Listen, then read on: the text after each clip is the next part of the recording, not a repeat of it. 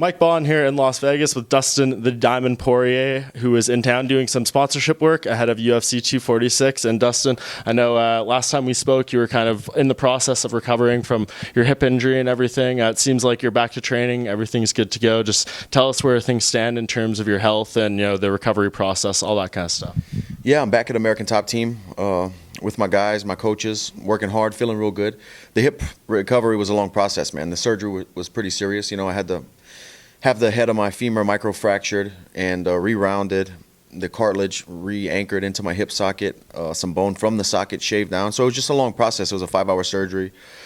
I was on crutches for almost 6 weeks, and then on one crutch I could only put 50% of my weight on for another 2 weeks.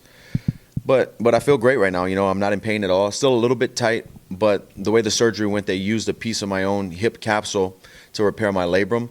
And they sewed everything back together, so it's a little bit tighter than it was before, but everything's right on track, and I'm not in pain at all. And over the next 4 months, approximately, the elasticity of my hip, the tissue will be back to 100%.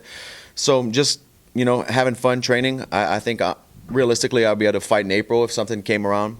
I'm already, like I said, back in the gym at American Top Team working, and yeah, that's about it, man. But it was a very tedious process. I was doing physical therapy 7 times a week, 5 days.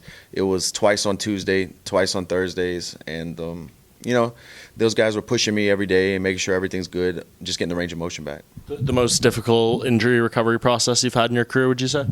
Yeah, mentally, because this is the first time in 13 or 14 years of actual mixed martial arts fighting that I had to take a step back and couldn't do anything. You need to use your hip for anything you do. I can't run, I can't twist, I can't put weight on my leg for 7-8 weeks. It was tough mentally because any other time that I've lost in my career, coming off this Khabib loss, I've just kind of dealt with those emotions and those what's next feelings by just drowning myself back in the gym with work, and I couldn't this time. So losing and then having to sit there and kind of watch the sport go on and watch these other 155ers win fights and get big fights and just think about what went on in my fight. It sucked to be in that. But, everything happens for a reason. And this point in my career and where I'm at maturity-wise, I just think that this is just part of the process. But, yeah, definitely the longest I've had to be away from an injury. When I broke my nose, I had 2 surgeries on it, 2 separate surgeries. But I can still run, hit mitts, light drill, things like that. With this, I couldn't do anything. Yeah, and by no means am I sitting here trying to get you to make excuses or anything, but how much did this injury, or I know it's been something that's been lingering forever, did it restrict you? And now that you're past it and you're going to be, as you mentioned, back not having as much pain, how is that going to make a difference in your ability to train, fight, all those kind of things? Well, by seeing the guys over at the Stedman Clinic, like one of the best groin and hip institute and doctors in the world, this guy's invented procedures that they're using now and stuff. So, yeah, seeing those guys, he let me know that a lot of my glute muscle, a lot of my hip flexor muscle, my abdomen, I wasn't using 100% of it because of the range of motion I couldn't get into because of the impingement of my hip. The bones were hitting. So now I can squat deeper. My grappling positions feel a little bit different for when I'm on top or if I'm in bottom and guard. Just a little bit different range of motion, a lot less pain. So that kind of stuff in the gym bothered me here and there, but I wouldn't say it was a huge deal. If I ran too much, I would be sore, or if I kicked too much, practicing body kicks or high kicks, if I did that too much, I'd be sore for the rest of the week and it'd be uncomfortable. But it was nothing I couldn't work through. It was just bugging me for years. Yeah, one of those things, I guess, it was just you're normal, right? And then once it goes away, you're like, oh, I kind of realized, this is the new normal. This is what it should be, maybe. Exactly, dude. After I've fully healed and started moving around and just sitting down, I'm not having to readjust my weight. Now, I used to have to do that all the time, cross my legs, uncross them, just because I was in such discomfort with my hip. But now I feel good. I'm happy I did it. I wish I would have done it earlier. That's great. And I know, we spoke in Tampa a few months ago, I believe it was October, and you've said the same point and you've reiterated it on Twitter time and time again when people ask you, I am looking for something interesting in terms of the next fight. I guess, first of all, in these past few months, has the UFC come to you with anything at all, like even things that maybe you don't find interesting or whatever the case may be? Have they made you any sort of offers whatsoever recently? No, I haven't had a fight offer since the Khabib offer, honestly. I think what Sean, Hunter, Dana, everybody was kind of doing is wanting me to be 100%, wanting me to heal up, not rush it because they knew this was a serious injury or procedure, but make sure I'm 100% before they start offering things. I don't think they wanted to rush it. And I've been in contact with my management and with Sean and Hunter, and I'm just, they know I'm healthy now and I'm back in the gym and I'm just waiting on something, whatever that is. I don't know because we haven't even started really talking about it. And I know, Nate Diaz is someone that you really want. And it was actually funny, as I've been digging through the archives of some old MMA Junkie interviews and stuff, and I saw one of you after you beat Jim Miller, and you went on MMA Junkie Radio, and you asked for Nate Diaz, and this is 2017, and you made a respectful call out of him. You made it very clear, I respect him. This is a respectful call out of Nate Diaz. But it seems like since then, obviously, you guys were booked to fight. It fell through. You still want to fight him. You talk about fighting him. Is the wanting to fight Nate Diaz out of respect still, or has everything that's happened over recent years, is there, is this, I don't want to say disrespect, but is there a different mentality of wanting to fight him, and is your, desires of wanting to fight him different than maybe it was a few years ago? No, it's, I still respect the guy as a fighter. I've said in a recent interview, and I'll admit I'm a fan of the guy. Anytime he fights, I'm going to buy the pay-per-view. I'm going to watch him fight. He's a fighter's fighter. I like to see the stuff he brings into the octagon, man. He's a fun fighter to watch. And those are the kind of guys that I want to fight. But with the whole thing with me and him booked and, all the stuff, I don't want to keep beating the same drum and stuff because people are going to believe what they want. But a lot of stuff went on behind the scenes, and my hip was bothering me then, but I would have went through with the fight if he wouldn't have been playing games. If he, me and him had the main event, Madison Square Garden. He just, I don't want to keep, whatever. That's the past. But I would love that fight. I would do it at 170. I would do it at whatever weight they wanted to do it. I think that's a fun fight. I think the fans would like that fight. But we'll see, man. I don't. That is a fight that I want, but I don't know what's next. Yeah. I don't even know if that guy's going to fight again. Yeah. Do you think, exactly, do you think he even wants to fight you? Do you think he even wants to fight, period? Obviously he was gone for a really long time. He came back, beat Anthony Pettis, had that big BMF title fight with Jorge Masvidal, who's, of course, your boy. That fight definitely wasn't really going his way before the stoppage, which, I think we were all a little disappointed that fight kind of got cut short, but that was a pretty nasty cut. You mentioned on Twitter you'd knock him out, you think you'd box him up.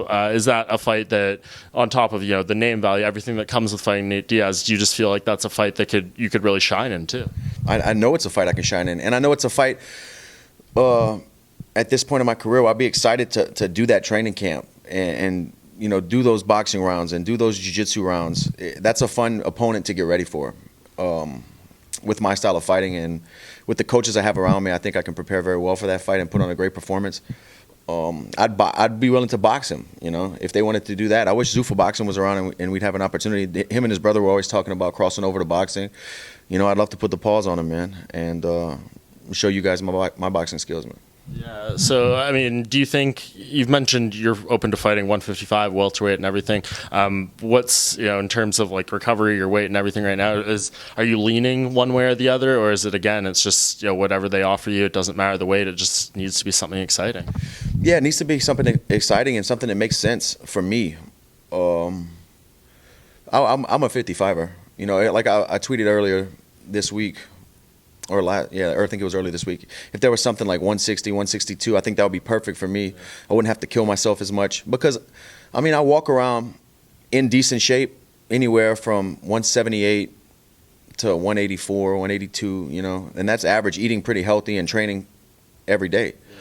Yeah. So anything lower than that, I really have to be dieting hard, running, I have to be in training camp, really focused on that, making that part of my my daily routine. I feel like if I can just train and eat and recover and feel good and going into these fights, kind of like what Cowboy and Conor are doing this weekend. I think that would be great, but there's only certain opportunities that arise that you can do that type of stuff, because these guys at 170 are big, you know. I'm heavy, you know, I have a wide frame. I walk around 25, 30 pounds over the weight limit, but these guys are just way bigger, longer, and that's why I won't bump up to 170 to stay there. But I'll take certain fights, like a Nate fight, or if they offer me a name that clicked and made sense, then we would do that. But there's only a few fights that I would do. Yeah, you seem just open to so much and stuff. But where does I guess a rematch with Khabib, or, you know, getting back to that lightweight title lay in your mind? I mean, you're so close with the interim belt and everything. Is that in the list of priorities? Like, is that the ultimate goal in your mind, to get back to that spot where you were just a few months ago? Yeah, for sure. I mean, my ultimate goal to become, when I came into the sport, is to become the undisputed world champion. I cannot just go on with my career chasing big fights or chasing just exciting fights. Those are things that I want to be part of. You know, I want to entertain the fans and put on great fights and have fight of the nights and be excited about matchups. But at the same time, I want to be the undisputed world champion. I don't want to have a asterisk next to my accomplishments for the rest of my life. I don't want people to say interim champ every time somebody says that Dustin was the champion, you know. Those kind of things, you know, being honest with myself, you know, I know where I'm at in my career. I feel like the best years are the next few, you know, 2 to 3 years, I think is going to be my prime, these next 2 to 3. But honestly, I'm on the back nine, right? In my career, I have 41 fights.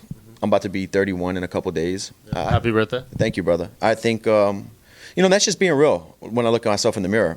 And it could be longer than that, but I really think the next 3 years are going to be prime fight years for me. I want to work my way back to that title shot and be the undisputed world champion. You know, otherwise the rest of my career and legacy, I'm going to have an asterisk next to world champion, because I was the interim world champion, you know. And I don't want it to be like that. I want to be the undisputed world champion and raise my hands in the air one more time and wear gold.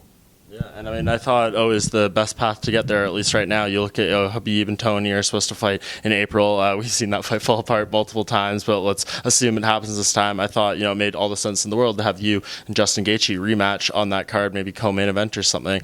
You know, where is that in terms of your potential interest? I mean, obviously you beat him once before, but he's won 3 fights in a row by first-round knockouts since then. Do you think that's the fight that probably makes sense in terms of the lightweight division rankings? Yeah, since we fought, he's won 2 or 3 fights, you know, by knockout. I think that's a really exciting fight. I know the danger and heart that he brings into the octagon. The guy's on a suicide mission every time he walks in there. That alone gets me motivated to try to be my best, you know, just thinking about it. So that's definitely an exciting fight. We'll see what happens. I don't know if he's waiting for a title shot or what the UFC has plans next for me.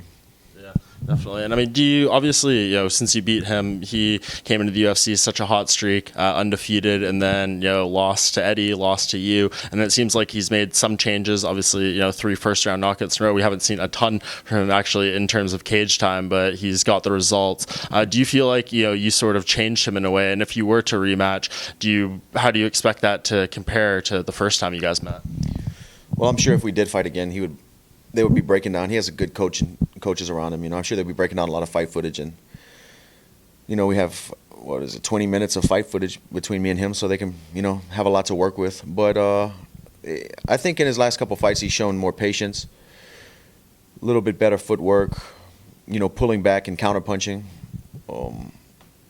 But other than that, he hasn't changed a whole lot, honestly. We'll see. We'll see what's next. Same result if you guys fight. I think so, yeah.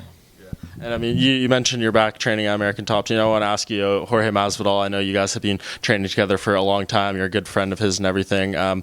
You've seen his success over the past year. This guy's been in the game for such a long time. He was that guy who was like king of the split decision, didn't really, you know, a lot of people's eyes come up to his full potential. He's had really close fights in Strikeforce and the UFC, I think tied for the most split decision losses ever, which means, you know, he's that close to victory, but we always thought he just needs to do that a little bit more. And then he comes out in 2019 and has this spectacular year where he, in many people's minds, the fighter of the year. As someone who's been close to him, all that kind of stuff, have you seen a difference in his personality, the way he's training, just the way he approaches the fight game differently? You know, the guy's always trained very hard and been very focused, and he's always in the gym working. He's a real martial artist. Always working on his wrestling, his kickboxing. But I'm just happy to see someone like that finally get that kind of stardom and that kind of success, because he's a pioneer of the sport. He's guys that I look up to. He was doing it way before it was cool to do, you know, way before. And, you know, he's earned everything he's getting right now, and it makes me real happy to see a guy like him. And he's genuinely a good guy, you know. Me and Mike Brown always talked about in the past, like, when are these guys going to see his potential? You know, he speaks well. He's good on camera. He's got a great sense of humor, and the guy can scrap. But, you know, finally everybody is seeing it now. You know, it's in front of us all, and I'm really happy for him. I'm genuinely happy for him. And I think him bumping up to 170 is a huge part of his fighting success. You know, him stepping on the gas pedal more, trying to finish fights. And I'm excited to see the guy fight again. Yeah, and he's a guy, I mean, I think has, you know, around the same amount of fights as you, a few more, but like it goes to show, like right now, you know, as you mentioned, your 31st birthday coming up, everything like that, like he's turned a corner, and, you know, right now you seem to be peaking. Like, does that go to show that, you know, no matter how long you're kind of in this fight game, you can really, you know, turn that corner, like things can happen that are maybe unforeseen? Does that in some way inspire you that, you know, you seem to be right now, especially coming in the Khabib fight, at the peak of your career, and then there's many more peaks to come in that sense, right? Yeah, you know, fight history, genetics, a lot of things play into longevity in this sport. But, you know, one thing the greats, the guys who do turn everything around, or who do finally make something big happen, is consistency. All these guys have that in common. Guys like Robbie, you know, George, Michael Bisping, you know, guys who had careers that are up and down, and then somewhere they just turn it around and put it all together. Robbie always told me that he felt like 32, 33, he started really being in his prime. I know every sport, and like I said, genetics play a big role. Every sport's different. Has you know, I know in baseball they say like 28, I think, is prime. But there's so much more that goes into the mental side of fighting, and just understanding and the constant growth and the mindset of getting in there and putting it all on the line against somebody, against the best guys in the world. That I think the peak is a little bit later. I think I'm entering that now. You know, Mike Brown and Robbie both told me 31, 32 were some of the best years of their fighting careers. So I'm looking forward to that. I think the next few years are going to be real big for me, and I just want the right fights. I want to be involved in exciting fights and legendary fights. And you mentioned you're, you know, of course, training with Jorge at American Top Team. Another member of that team is Colby Covington. I know you've, you know, had your issues with and everything. Have you seen him back in the gym? And I know, you know, you said it's on site when you see him. If you have, you know, what was that experience like, or, you know, what can you tell us about that? I haven't seen the guy yet. You know, I've been there for a few weeks now, and I'm there every day at American Top Team. I'm not sure the extent of his injuries, you know, how long he's going to be out, or when he's going to be back at the gym or whatnot. But, yeah, man, I still want to smack the guy up, you know. He crossed the line, you know. It's not what everybody thinks, him picking Khabib and all that stuff. I don't care who he thinks is going to win the fight. It's the disrespect that went along with things that he was saying, you know. I'm a man, and when you say that kind of stuff and then we see each other, you know, man, things happen. And we'll see, you know. We'll see what happens when I run into him when he gets back to the gym. You know, and now there's been time since I said that originally. My boxing coach, Dia Davis, a good buddy of mine and a close friend, has been kind of like every day drilling it and telling me, you know, don't do, you know, let it pass, don't do that, you know, calm down, we got work to do, stuff like that. So things like that make me think I shouldn't do it, but I still want to smack the guy up when I see him, so we'll see what happens. Yeah, and of course, you know, you guys are professional fighters. You know, you don't get paid to fight in the gym. Of course, you know, you're training with people, and, you know, there's some physicality to that, but, you know, why not settle that inside the octagon? I'd fight Colby at 170 if it was offered. Yeah. Do you think that's something that would, I guess, Dan Lambert even allow that to happen? I mean, he definitely wouldn't want it. It would cause a divide in the gym, like there's not one right now with this stuff, you know. But no, he would be diving for my ankles, dude. I want to fight exciting fights, like I said.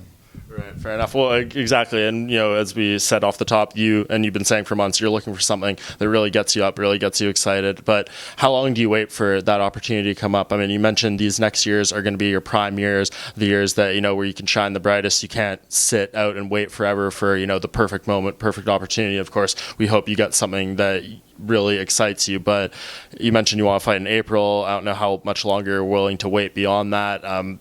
How do you kind of play that side out of it, waiting for the opportunity that makes the most sense for you, and then maybe, what the UFC wants to do with you in terms of maybe matching up with this person or that person? How does those two things balance?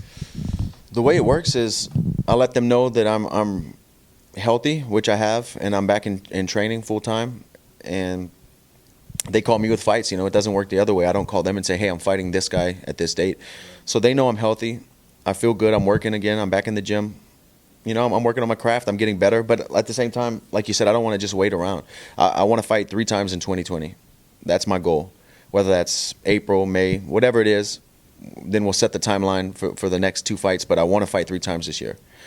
And I'm just waiting on the call. I'm feeling good, getting my weight down, getting my technique sharp, and I want to fight in April. Yeah, and say you do get 3 fights this year, that all pans out. We don't know what the fights look like, what the dates look like, but say that schedule lines up. Where is Dustin Poirier's career at the end of 2020 if you are able to maintain that schedule that you want? Get some certain fights that you want. Are you a champion? Are you on the doorstep of a title fight? What does it look like going into maybe 2021?